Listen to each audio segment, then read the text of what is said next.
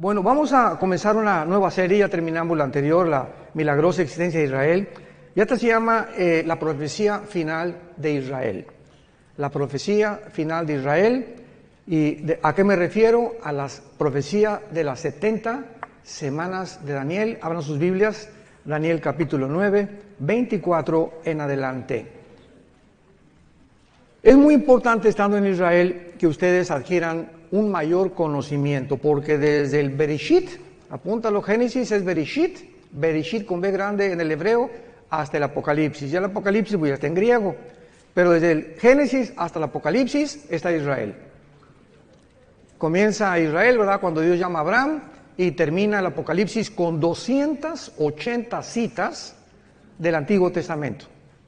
Entonces es lógico que un cristiano que ha entrado a este libro maravilloso, porque Cristo fue judío, la primera iglesia fue judía, los apóstoles eran judíos, y nos han dejado un legado a nosotros, los gentiles, para que nosotros podamos aprender de ellos lo que nos dejaron escrito, y que podamos entender no solamente su cultura, sus costumbres. Ahora que están aquí, les aseguro, en Israel vas a comenzar a leer la Biblia de una forma diferente. Ya vas a ver Capernaum, pues a Capernaum, ¿verdad? Nos viene el Caná, y comenzamos ya a ubicarnos un poco más dentro de la estructura histórica y geográfica y arqueológica de las Sagradas Escrituras. Entonces es maravilloso. Estos viajes a Israel son tan importantes, y finalmente pues aquí vamos a vivir eternamente, ¿verdad? Claro que después bajará la Nueva Jerusalén, pero aquí estaremos en el milenio reinando con Jesucristo y el rey David como gobernante de Israel. Así que será maravilloso el futuro que nos espera a todos los que seguimos a Jesús. Vamos a dar lectura a este pasaje, pero quiero comenzar desde el versículo 20. Daniel 9, versículo 20 al 27, porque vamos a cubrir este pasaje en dos conferencias, la de hoy en la noche y la terminaremos en Jerusalén. Dice así: aún estaba hablando y orando y confesando mi pecado, está hablando Daniel, y el pecado de mi pueblo Israel, y derramaba mi ruego delante de Jehová mi Dios por el monte santo de mi Dios. Aún estaba hablando en oración cuando el varón Gabriel, a quien había visto en la visión al principio volando con presteza, vino a mí como a la hora del sacrificio de la tarde, y me hizo entender y habló conmigo diciendo: Daniel, ahora he salido, o sea, bajó desde el cielo Gabriel, he salido para darte sabiduría y entendimiento. Al principio de tus ruegos fue dada la orden, y yo he venido para enseñártela, porque tú eres muy amado. Entiende pues la orden y entiende la visión. Me detengo aquí rápidamente. Daniel se encontraba en este tiempo en Babilonia, y Daniel fue movido después a Medo-Persia. Estuvo casi 70 años, 67, 70 años en el exilio. El rey Nabucodonosor rodeó, sitió Jerusalén y se llevó más de 50,000 judíos a Babilonia, lo que es actualmente Irak. Entonces, si ustedes ven Babilonia en la Biblia, es Irak. Pertenece a la zona geográfica entre Siria, Irak o la Mesopotamia. Entonces, Daniel iba entre esos judíos que fueron llevados a Babilonia, él y 3 de sus amigos. Tendría como 16 o 17 años de edad. Y en el capítulo 1 de Daniel vemos que el rey Nabucodonosor se fija en ellos. Parece que eran muy bien parecidos estos muchachos, se distinguían de muchas personas, y los agarró el rey Nabucodonosor y los apartó y dio órdenes a su jefe y les dijo: a estos muchachos entrénenlos. Quiero que los entrenen en la lengua, en las costumbres y en la comida de los babilonios. Sin embargo, Daniel, a esa edad tan temprana, tenía convicciones profundísimas acerca de la santidad y del temor de Dios. Entonces ellos oraron y decidieron no participar de los alimentos, porque ya saben que los judíos comen kosher, y muchas cosas estaban contaminadas como el puerco, etcétera, etcétera, y todavía estaban bajo la ley. Entonces se negaron a comer esas cosas y le pidieron al guardia de la capitán del rey Nabucodonosor que les perdonara, que les diera la oportunidad de comer puras verduras y puras ensaladas, y que los probara dentro de 2 o 3 meses para que demostraran que iban a tener más salud que todos los demás. Bueno, pues Dios les dio gracia y así fue, y Daniel y sus amigos comieron una comida vegana en aquel tiempo y fueron realmente con mucha más salud que todos los demás que les rodeaban. Y así Daniel creció bajo el rey Nabucodonosor, bajo el rey Darío de los medos persas, porque después de los babilonios vinieron los persas, los griegos y los romanos, históricamente hablando. Y Daniel, en el capítulo 9, tiene 90 años de edad. Abordamos ya el final de su vida y Daniel se da cuenta, vayamos rápidamente al libro de Jeremías, capítulo 25, comienza a estudiar Daniel Jeremías y descubre algo que comienza a conmover las más profundas fibras de su alma. Dice Jeremías 25, versículo 14. Y toda esta tierra será puesta en ruinas y en espanto, y servirán estas naciones al rey de Babilonia 70 años. Y cuando sean cumplidos los 70 años, castigaré al rey de Babilonia y aquella nación por su maldad, ha dicho Jehová, y la tierra de los caldeos, y la convertiré en desierto para siempre. Daniel descubre que la cautividad babilónica está a punto ya de cumplirse. Y dice, bueno, 70 años ya, estamos casi en el año 69. Y entonces Daniel, conmovido, comienza a preguntarle a Dios en todo el capítulo 9 orando, que cuál sería el destino final entonces de Israel. Bueno, vamos, ya se cumplen los 70 años, ¿nos vas a regresar a nuestra tierra? ¿Nos has abandonado por completo? ¿Cuál es el futuro de la nación santa Jerusalén y de tu pueblo judío? Y entonces Dios manda al ángel Gabriel. Y Gabriel trae la respuesta de Daniel, porque durante 3 semanas Daniel se la pasó ayunando, buscando a Dios en oración para poder obtener una respuesta satisfactoria de parte de Dios. Entonces el ángel Gabriel se le aparece a Daniel y le revela el ángel Gabriel toda la historia de Israel hasta la segunda venida de Jesucristo. Le dice todo lo que tiene que pasar Israel a través de la historia. Y cuando nosotros en el siglo XX y XXI somos testigos del regreso de judíos en el 48 y lo que está pasando ahorita y lo que se aproxima, somos los testigos de que solo Dios pudo haber puesto la historia en esta secuencia y en esta cronología sobrenatural. Entonces comienza lo que se llama la profecía 70 de Daniel. Versículo 24. Regresamos a Daniel capítulo 9 y comienza la revelación del ángel y le dice lo siguiente: 70 semanas están determinadas sobre tu pueblo y sobre tu santa ciudad, y estas 70 semanas es Shivin Shabua en el hebreo, que significa 70 sietes. Los judíos tenían semanas de días y tenían semanas de años. Entonces se encuentra en el libro de Levítico. Entonces no eran 70 semanas, 7 por 7, 49 semanas. Eran 70 semanas de años. O sea, 7 por 7, 490 años. Esto es importantísimo que vayan tomando nota para que tengan un bosquejo clarísimo, que es la profecía más grande de toda la Biblia acerca del futuro de la nación de Israel y de la parte que nosotros vamos a formar como iglesia dentro de esta profecía, porque cuando esta profecía se cumpla, la iglesia desaparece del mundo. Antes de que se cumpla la profecía, perdón.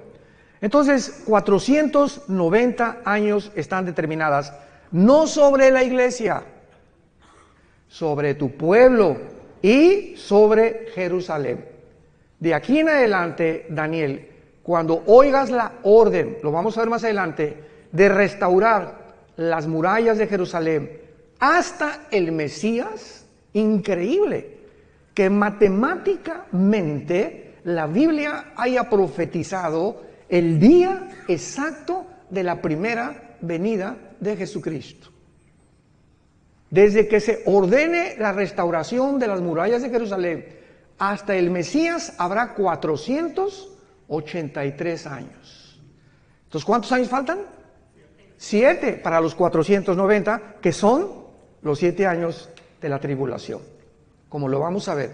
Por eso cuando estudiamos la Biblia y ¿cuándo vendrá Cristo? Antes de la tribulación, o pasará la iglesia la tribulación, es ignorar la profecía 70 de Daniel.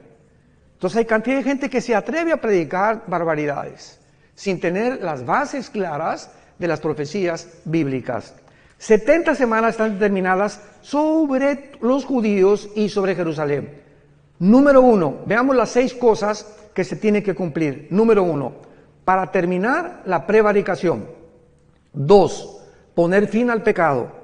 3, expiar la iniquidad. 4, traer la justicia perdurable. 5, sellar la visión y la profecía. Y 6, y ungir al Santo de los Santos.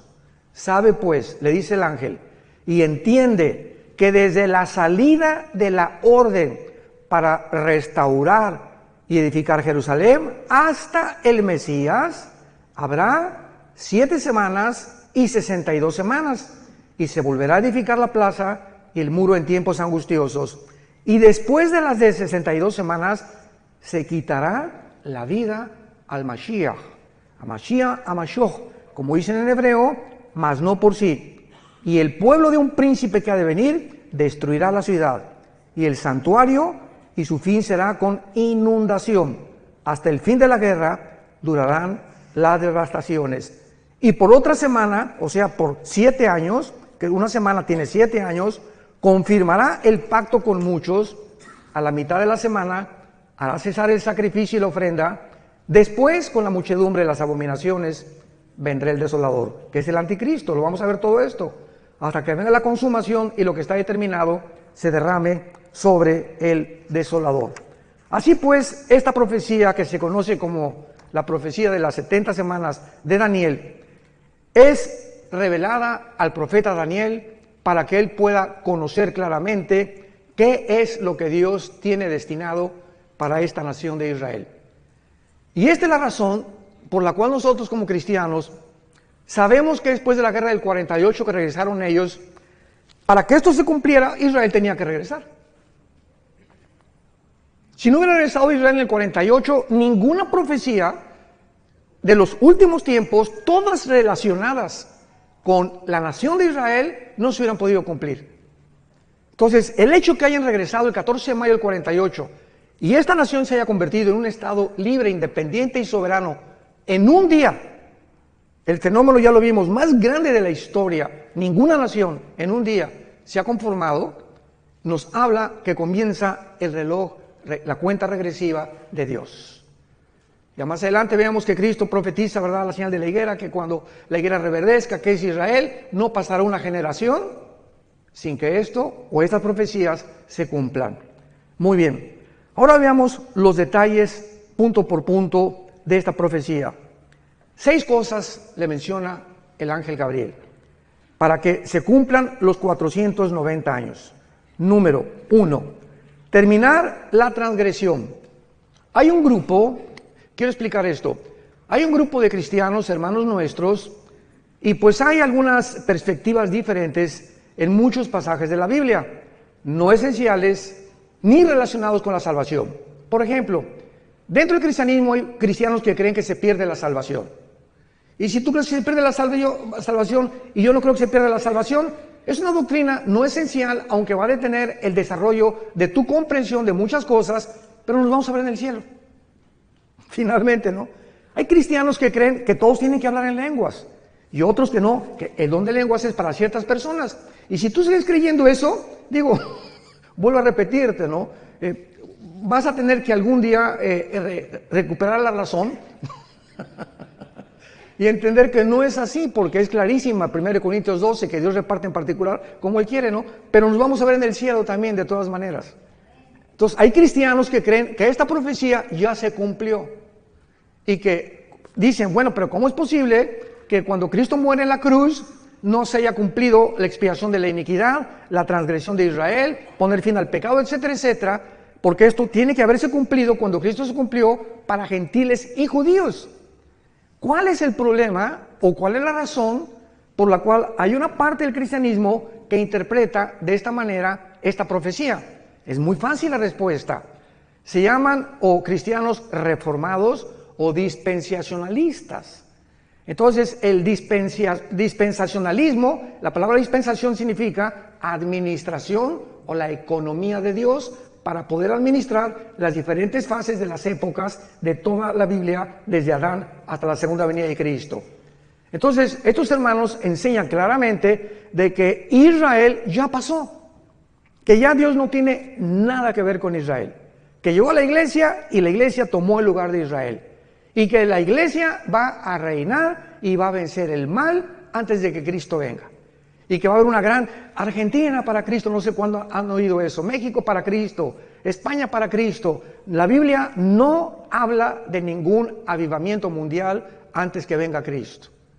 Los avivamientos va a haber antes que venga Cristo. El arrebatamiento van a ser como el de Asbury hace poco, vieron ustedes en Kentucky, ¿no? Que una iglesia comenzaron los muchachos sin ninguna expectativa de nada, comenzaron a cantar la guitarra y comenzó un espíritu, cayeron al suelo los muchachos, llore y llore, no hubo manifestaciones de nada, ni locuras de nada, y las muchachas, y comenzaron a arrepentirse y a pedirle perdón a Dios por los pecados, y duró como casi un mes, y la gente del mundo estaba absorta, asombrada, de que miles de muchachos estaban pidiéndole a Dios y consagrándose a Cristo sin ningún mensaje de exhortación de ningún pastor. Fue una obra completamente del Espíritu Santo. Ese es un avivamiento.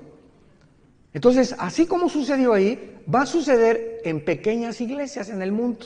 Hay un remanente en todas las iglesias, hay un remanente de verdaderos cristianos santos y que siguen a Jesucristo.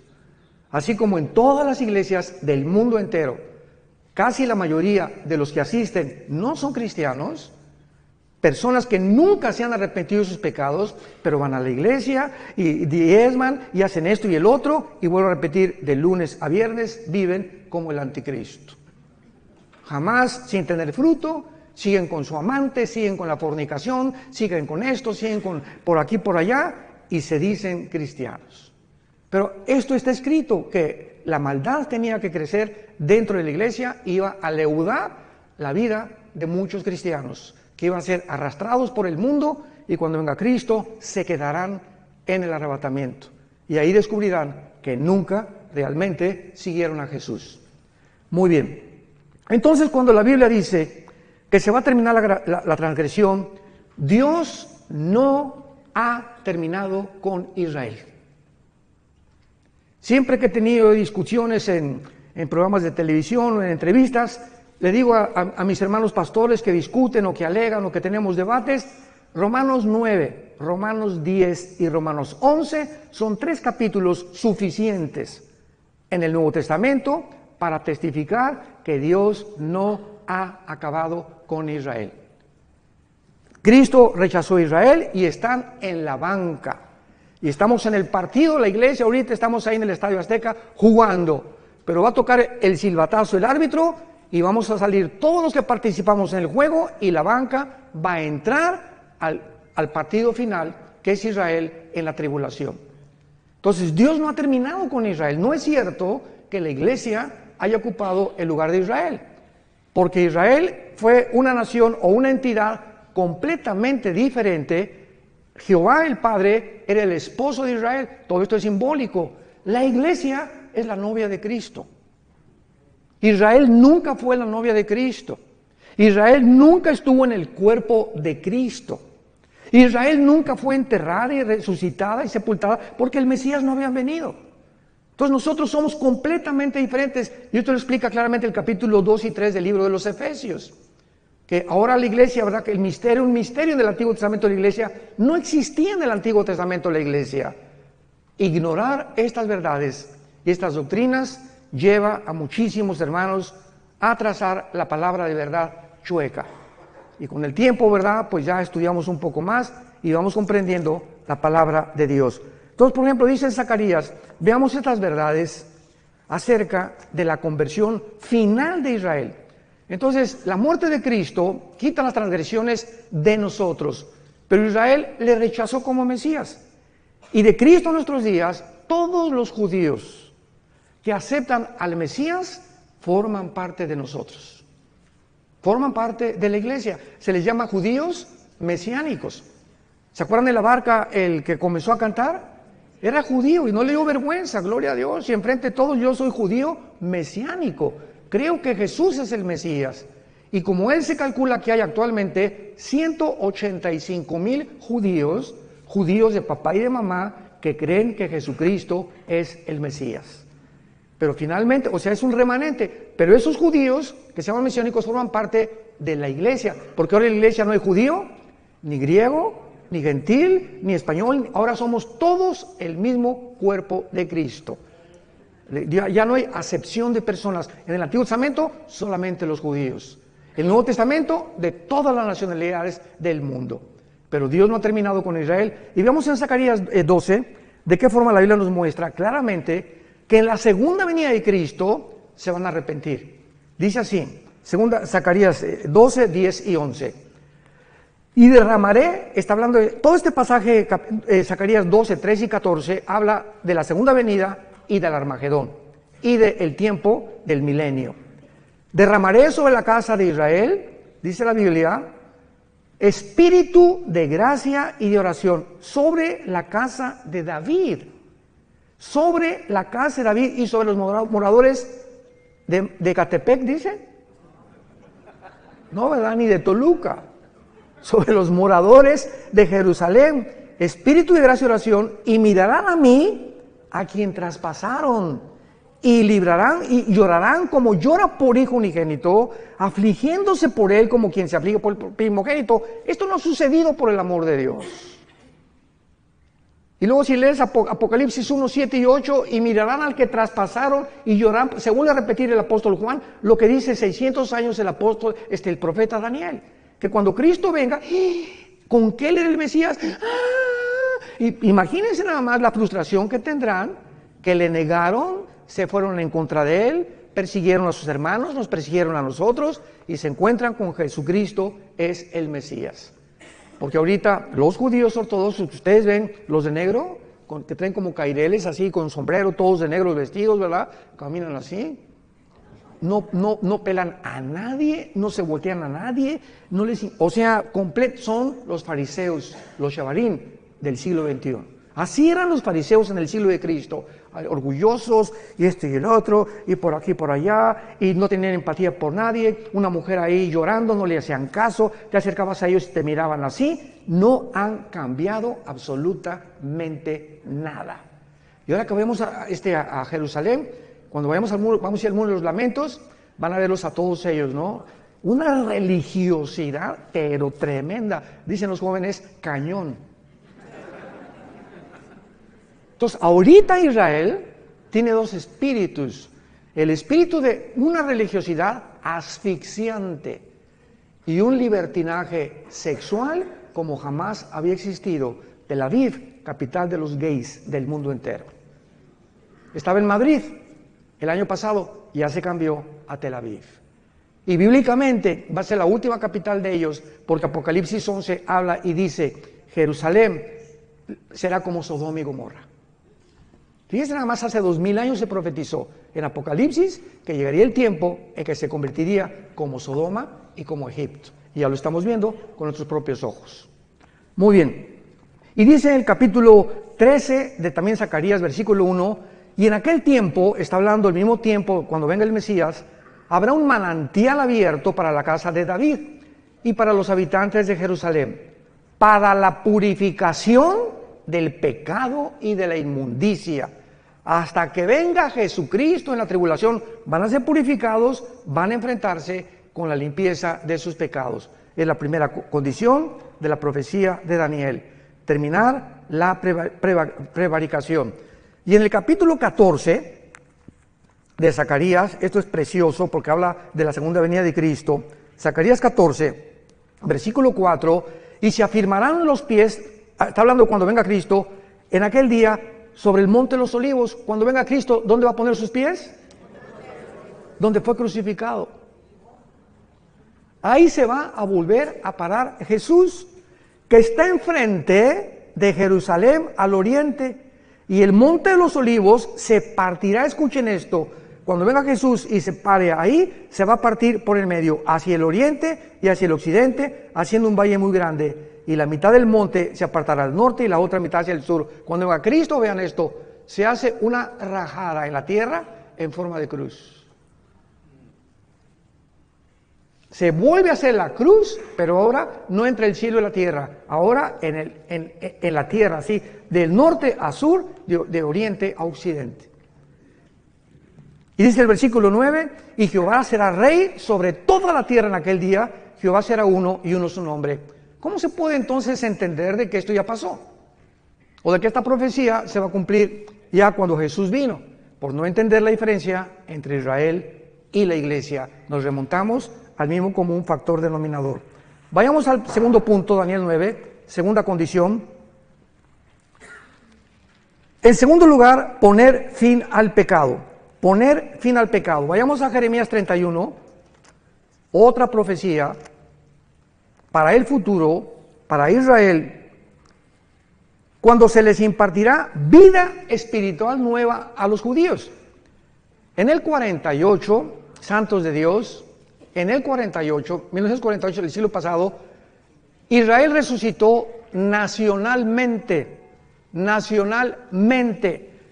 han resucitado espiritualmente. Entonces, regresaron a su tierra en incredulidad. Y siguen en incredulidad.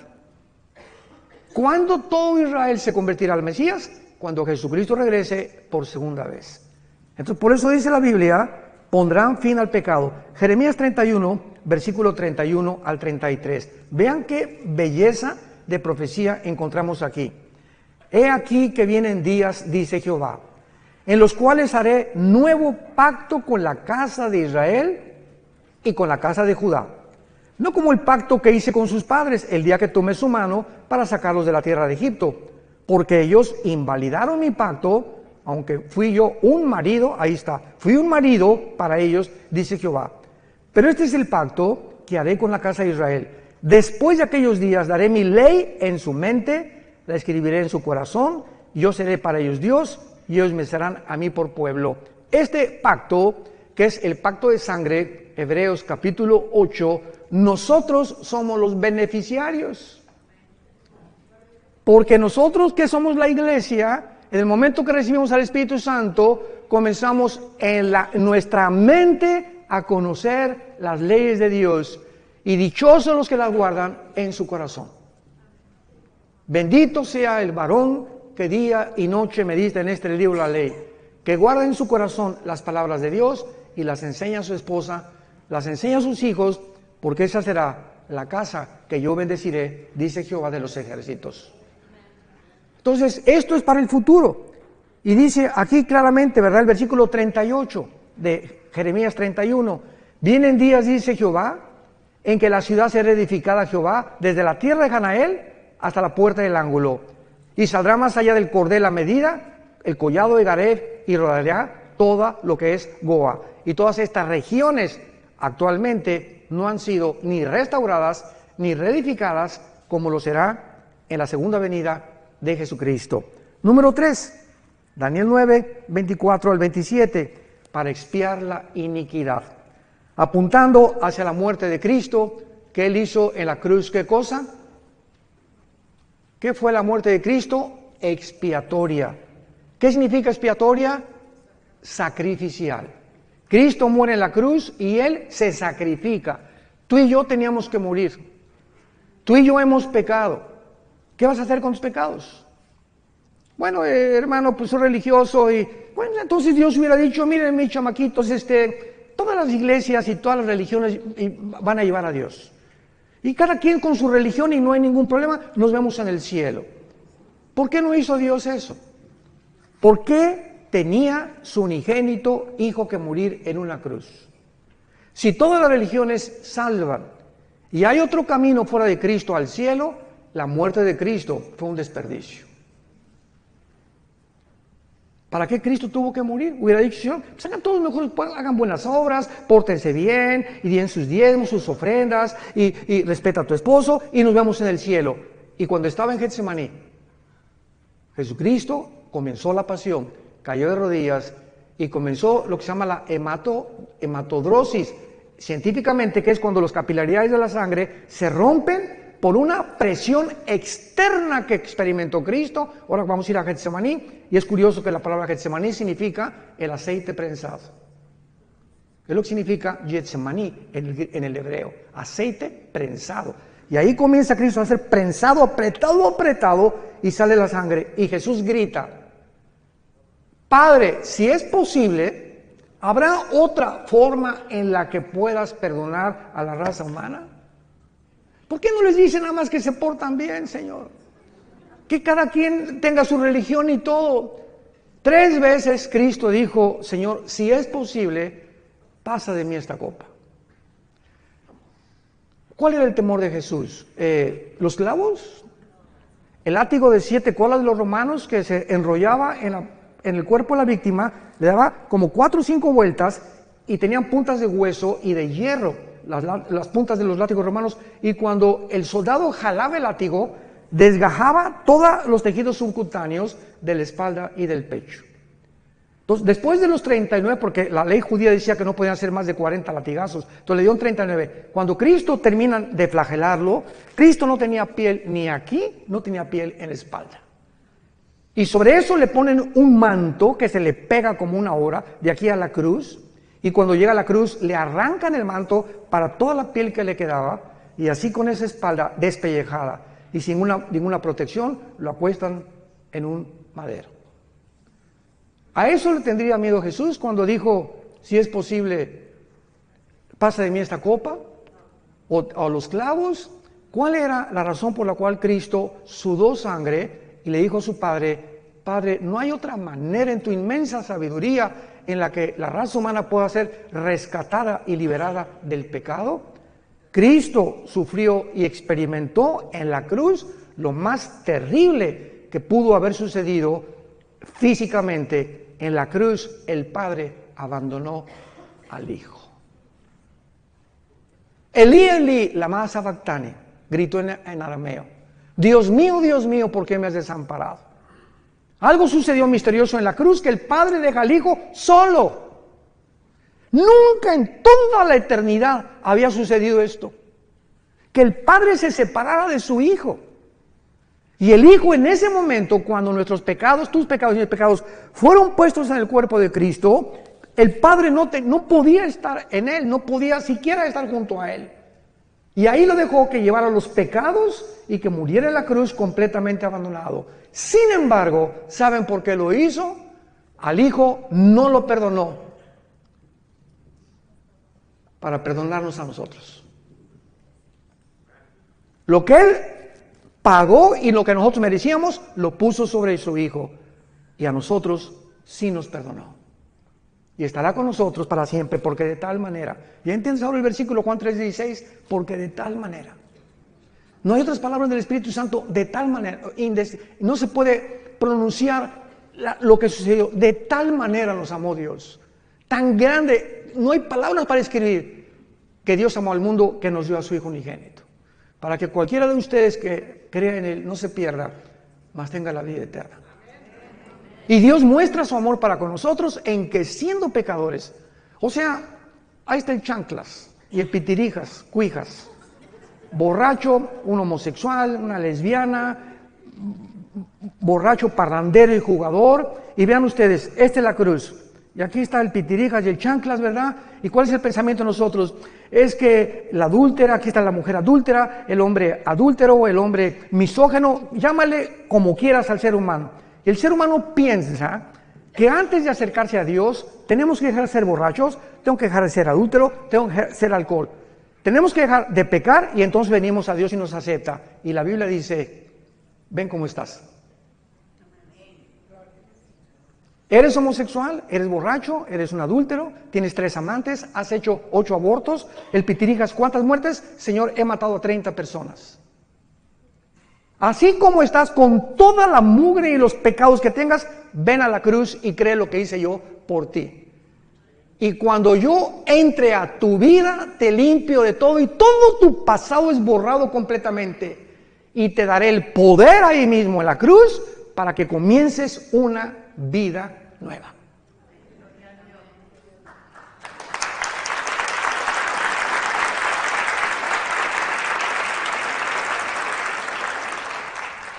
¿Saben ustedes cuál es la palabra que no se encuentra en ninguna religión? Gracia. Esto se llama gracia. Una palabra desconocida que es la gracia, algo que no merecemos.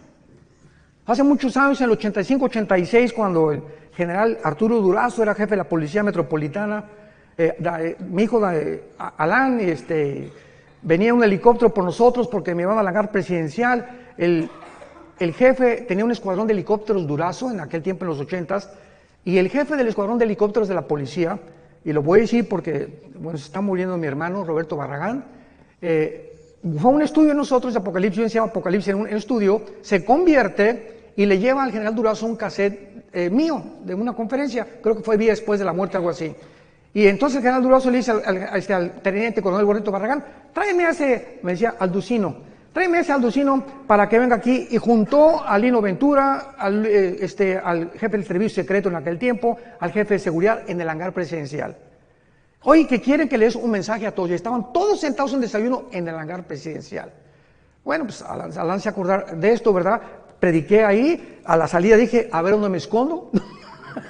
Prediqué de qué le sirve al hombre ganar el mundo si pierde su alma.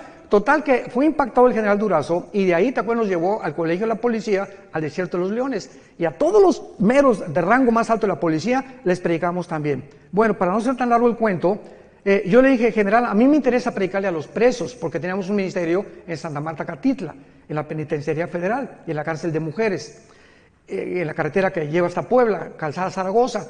Y entonces nos mandó un helicóptero, y a todo eran 1,636 presos en ese tiempo, y ordenó el general Durazo al general de la prisión, que también era policía, que los juntara en el patio a todos. Y después de que hicimos ese evento, todos los presos así, ¿verdad? Y rasgados, y ves en el video que tenemos ahí, pero así unas caras, y conforme iba pasando el mensaje, ves cómo se les iban suavizando las caras, se convirtieron 1,150 presos. 1,150 presos. Y al final llega uno y se acerca conmigo y me dice, oiga, pastor, quiero contarle algo. Sí, con mucho gusto, venía pero bañado en lágrimas. Y me dice, fíjese que yo estoy aquí en la prisión por un asesinato. Yo soy gatillero a sueldo de Veracruz, donde dicen que la vida no vale nada. Y me mandaron, desde los 12 años me contrataron para matar personas. Desde los 12 años. Y yo llevo hasta ahorita 27 asesinatos. Vine hace algunos meses a México, comisionado para matar a un político, y en el periférico se me atravesó alguien, saqué la 38 y lo maté. Por ese asesinato me agarraron y estoy aquí en la cárcel, no por los otros 27 que yo debo. ¿Usted cree que Dios me puede perdonar? Y le dije, si tus pecados fueren como el carbón, como la blanca lana, vendrán a ser. Eres hijo de Dios y todo tu pasado está borrado. ¿Y saben qué es lo que pasa? Que los fariseos dicen, ay sí, qué fácil. No, pues ¿sabes una cosa? Contéstale, no fue así de fácil. Al Hijo de Dios le costó su vida en una cruz.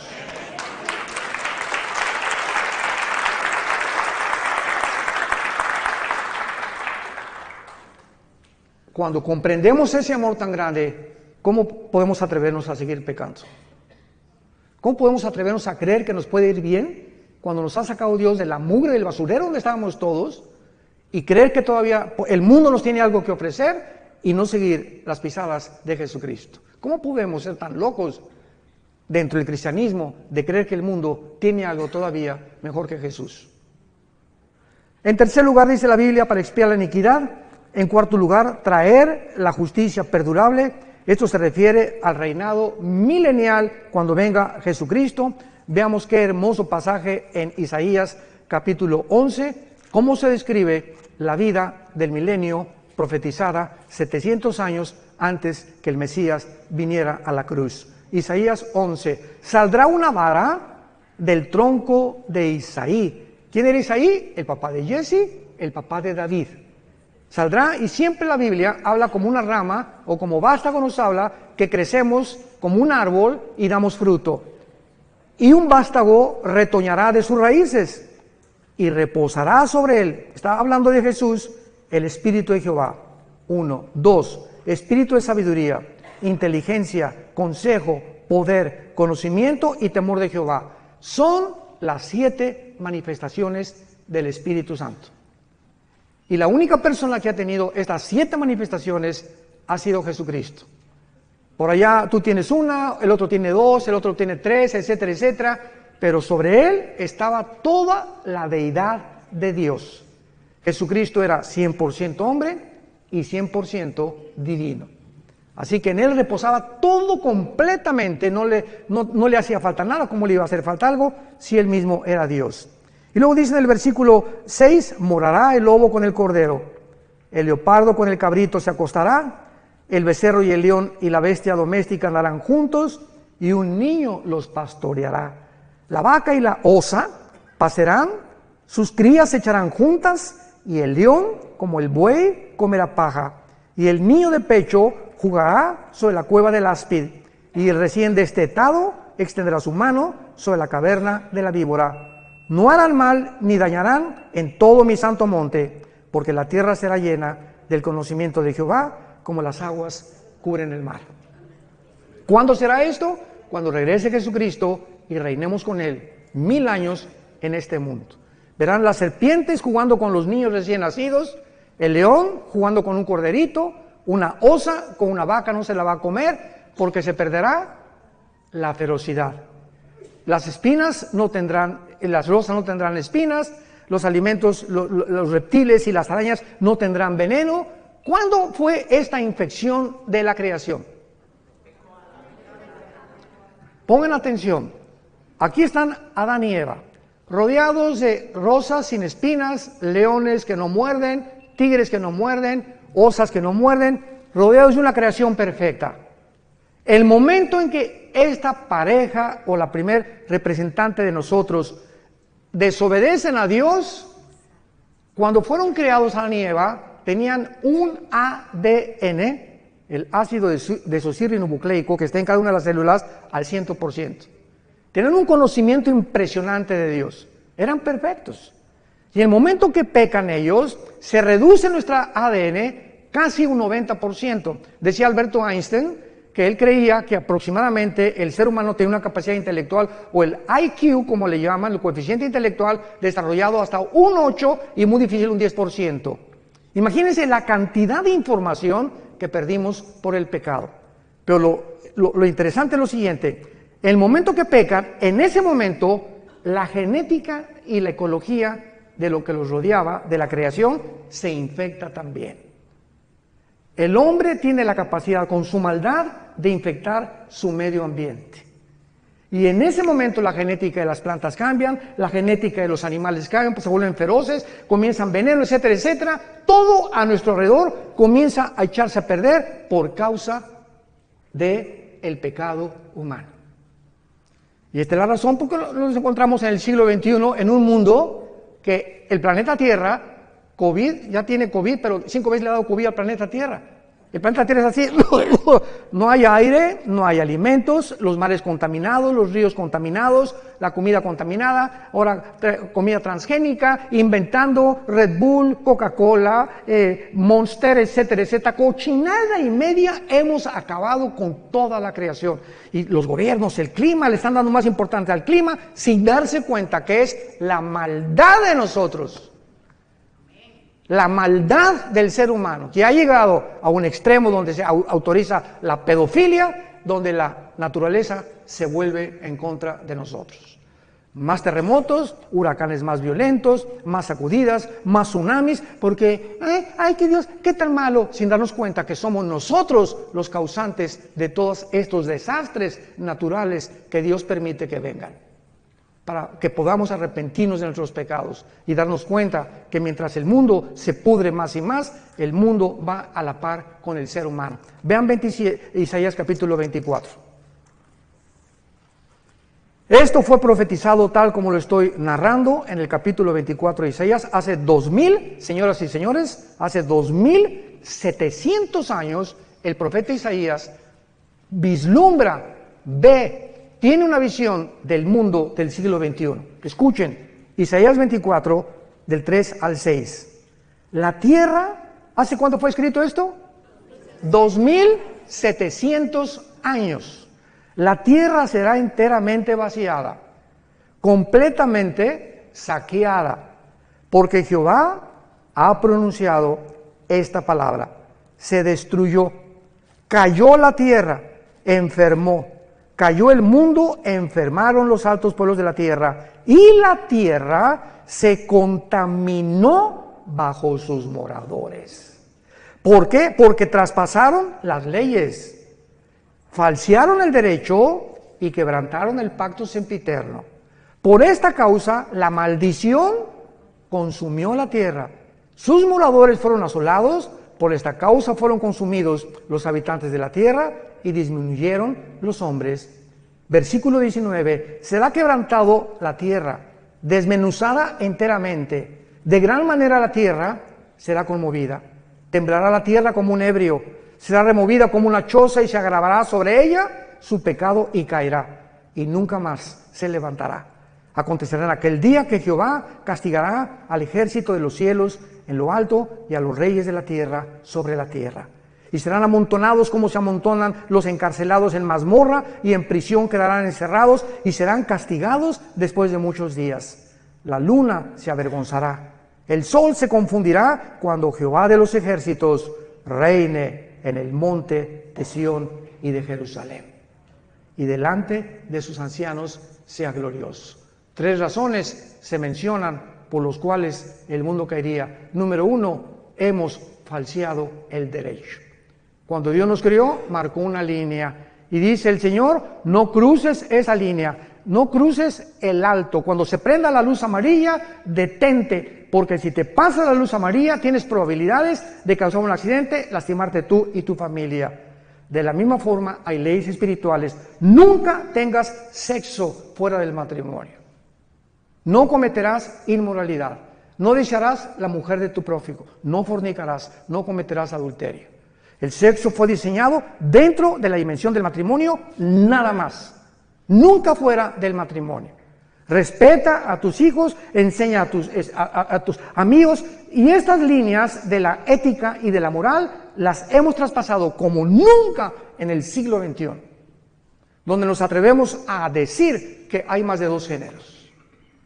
De autorizar la pedofilia y bueno, tantas cosas que estamos viendo a nuestro alrededor. Hemos falseado el derecho. Número 2, dice la Biblia, quebrantaron el pacto sempiterno. ¿Cuál es el pacto sempiterno? El matrimonio. Es la institución más santa, más sagrada que existe desde el principio de la Biblia hasta el final de la Biblia. El matrimonio es la base, el bastión de toda sociedad. Matrimonios deshechos y perseguidos, la sociedad se tiene que desmoronar, como lo estamos viendo actualmente alrededor del mundo. Divorcios al por mayor. ¿Por qué? Por una ignorancia impresionante. El hombre no sabe cómo tratar a la mujer, y mujeres, pues, como Elizabeth Taylor, 9 maridos, la chulis.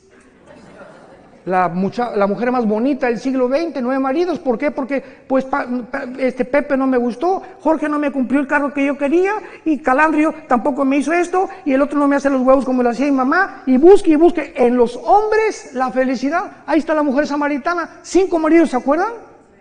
Llevaba 5 maridos la pobrecita, buscando y creyendo que un hombre u otro mejor matrimonio, otra mujer, te va a hacer feliz. ¡Qué cosa tan tonta del ser humano! Se calculan los psicólogos que el segundo matrimonio es peor y el tercero es peor todavía cuando hay adulterio y cuando lo hiciste por adulterio. ¿Cómo te puede ir bien en la vida de esa manera? Y creyendo siempre, no, esta mujer no, hay otra mejor, y esta está más guapo, y esta está más bonita, y esta está 20 años más chica que yo, y me voy con las chamaquitas, etcétera, etcétera. Esa es la mente sin freno, las pasiones desenfrenadas del ser humano que lo llevan a estrellarse contra la pared, y hombres que pierden su esposa, pierden sus hijos, su trabajo, la vergüenza, simplemente por media hora de placer. Y por muchachas que creen con la cara del lobo y cocodrilo que tienes, que porque estás, ¿verdad? Como dicen en mi tierra, viejos rabo verdes. Y finalmente se encuentran con el juicio final de Dios por haber violado el pacto sempiterno de Dios. No sé, se nos acabó el tiempo, vamos a continuar con esto en Jerusalén, pero es importante que nosotros podamos ver esta profecía aunada a lo que estamos viendo para que entendamos que Dios no ha acabado con esta nación. Y ahora nos trae a nosotros, no se imaginan la cantidad de viajes que hay aquí a Israel desde hace muchos años, ¿verdad? como a todos los guías y a todos los judíos que me he encontrado en estos días por acá, mi esposo y yo teníamos 10 años que no veníamos a Israel. En 2013 fue la última vez que venimos. Alan viene más seguido, pero nosotros teníamos 10 años que no veníamos. Siempre les digo a todos los judíos, ¿sabes una cosa? Que es increíble cómo Dios los ama. Hoy Alan me presentó al gerente del restaurante, estamos platicando y me dice, ¿tú qué haces? Le digo, voy a enseñar en la noche el libro de Daniel, las profecías de Daniel, y voy a enseñar que Israel, que Dios no ha acabado con ustedes, y se quedó así, porque él también se llamaba Gabriel. Le dije, voy a hablar del ángel Gabriel, tu pariente, le dije.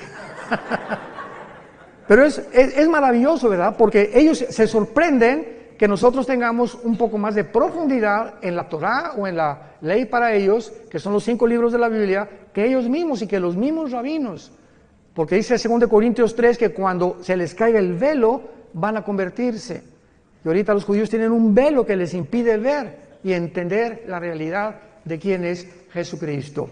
Padre, te damos gracias en esta noche preciosa, donde nuestros cuerpos, que son el templo del Espíritu Santo, ya no nos pertenecemos a nosotros, ya no podemos hacer lo que querramos con nuestro cuerpo, porque nos has comprado con precio, con tu sangre preciosa, no con oro y plata, sino con tu sangre preciosa que derramaste en esa cruz. Abre nuestro entendimiento, Espíritu Santo, para que podamos comprender la anchura, la altura y la profundidad del amor de Jesús, que sobrepasa todo entendimiento. Gracias, Señor Jesús, el unigénito de Dios. En Él fueron hechos los cielos y la tierra, y todas las cosas fueron hechas, y sin Él nada ha sido hecho. En Él estaba la vida, y la vida era la luz de los hombres. Gracias, Jesús, porque tus apóstoles te palparon, vivieron contigo 3 años y medio, escucharon del verbo de vida, que tú eras la vida encarnada, que te hiciste hombre para poder vivir entre nosotros y voltear completamente la manera como vivimos a la manera que a tu Padre le agrada. Aprendan de mí, dijo Jesús, que soy manso y humilde de corazón, y hallaréis gracia y descanso para vuestras almas. Oramos en tu nombre precioso. Señor Jesús, te amamos con todo el corazón y mantendremos la pasión por la verdad hasta el último día de nuestra vida. Amén.